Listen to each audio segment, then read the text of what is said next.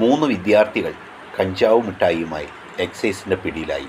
വൈക്കത്തുനിന്നാണ് വാർത്ത വന്നിരിക്കുന്നത്. 3 വിദ്യാർത്ഥികളെ എക്സൈസ് ഉദ്യോഗസ്ഥർ കഞ്ചാവ് മിഠായികൾ വിതരണം ചെയ്തതിൻ്റെ പേരിലാണ് പിടിച്ചിരിക്കുന്നത്.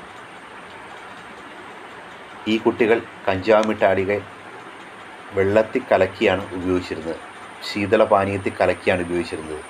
ഈ ശീതളപാനീയത്തിൽ കലക്കി ഇവർ മറ്റ് വിദ്യാർത്ഥിനികൾക്കും കൂടിയുള്ള പെൺകുട്ടികൾക്ക് വരെ നൽകിയിരുന്നതായിട്ടാണ് അറിയാൻ കഴിയുന്നത്. സംസ്ഥാനത്തെ പല സ്കൂളുകളിലും ലഹരി വസ്തുക്കൾ എത്തുന്നുണ്ട്.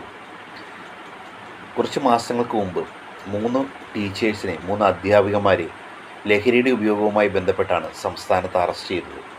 നമ്മുടെ സ്കൂൾ PTA പോലും വേണ്ട വിധത്തിൽ പ്രവർത്തിക്കുന്നില്ല എന്നതിൻ്റെ ഉദാഹരണമാണ് ഇത്തരം പല ലഹരി വസ്തുക്കളും സ്കൂൾ കോമ്പൗണ്ടുകളിലേക്കൊക്കെ എത്താൻ കാരണം.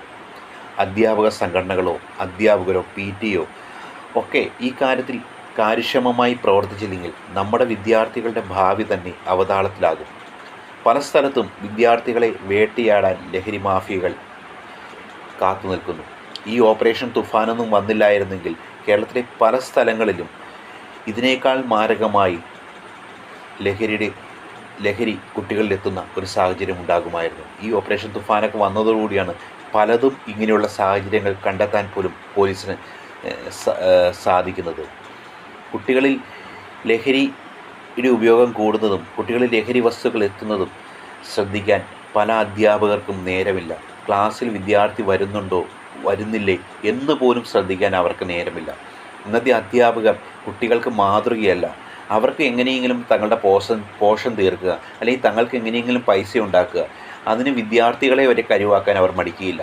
കാരണം മാതൃക അധ്യാപകർ എന്നൊരു പേരിന് പോലും യോഗ്യരല്ലാത്ത ആളുകളാണ് സ്കൂളുകളിൽ പല സ്കൂളുകളിലും ഇന്ന് പഠിപ്പിക്കുന്നത്. എങ്ങനെ പൈസ ഉണ്ടാക്കുക, അല്ലെങ്കിൽ എങ്ങനെയെങ്കിലും വിദ്യാർത്ഥികൾക്ക് പോഷൻ എടുത്ത് തങ്ങളുടെ കടമ നിർവഹിച്ച്, അല്ലെങ്കിൽ തങ്ങളുടെ ജോലി നിർവഹിച്ച് കടന്നു പോവുക എന്നതിലപ്പുറം അധ്യാപക ഒരു ബന്ധമൊന്നും അവർ തമ്മിലില്ല എന്ന് തോന്നുന്ന വിധമാണ് പല സ്ഥലങ്ങളിലും നിന്നുള്ള പല വാർത്തകളും വന്നുകൊണ്ടിരിക്കുന്നത്. സ്കൂളുകളിൽ ഇങ്ങനെയുള്ള ലഹരി വസ്തുക്കൾ എത്തുന്നുണ്ടെങ്കിൽ അതിന് ശക്തമായ നിലപാടെടുക്കാൻ ആ സ്കൂൾ അധികൃതർക്ക് കഴിയണം.